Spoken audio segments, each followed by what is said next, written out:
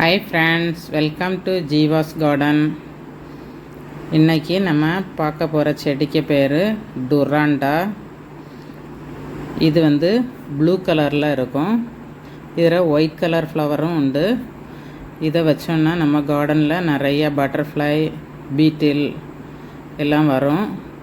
நம்ம ஏன் இப்படி பூச்செடியெல்லாம் கார்டனில் வைக்கிறோன்னா, நம்ம கார்டனில் உள்ள காய்கறி செடியெல்லாம் பாலினேஷன் ஆகி நிறைய காய் வரணுன்னா நம்ம இப்படி கலர்ஃபுல்லாக பூச்செடி வச்சாதான் நிறைய நமக்கு அறுவடை எடுக்க முடியும். இதே சீசனில் நம்ம என்ன பண்ணலான்னா, நம்ம இப்படி பூச்செடி வைக்கிறதுனால நமக்கு சீடு நல்லா ஃபார்ம் ஆகும். அதனால தான் நம்ம கார்டனில் கண்டிப்பாக பூச்செடி வைக்கணும்.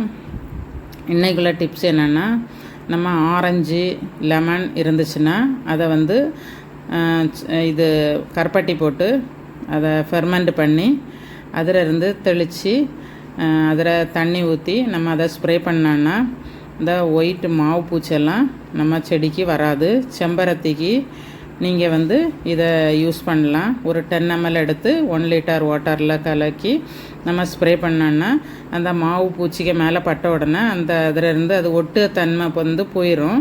அது கீழே உருந்துட்டாலே நம்ம செடியிலேருந்து அது வந்துடும். இது வரதுனால நமக்கு என்னென்னா எறும்பு வரும்.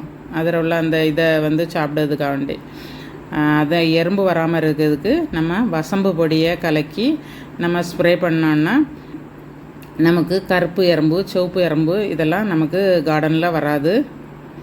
கார்டன் அப்போ நமக்கு நல்ல கலர்ஃபுல்லாக இருக்கும். பாருங்கள், நீங்களும் இதை ட்ரை பண்ணி பார்க்கலாம். இந்த வீடியோ பிடிச்சிருந்துன்னா லைக் பண்ணுங்கள், ஷேர் பண்ணுங்கள், சப்ஸ்கிரைப் பண்ணுங்கள். தேங்க்யூ.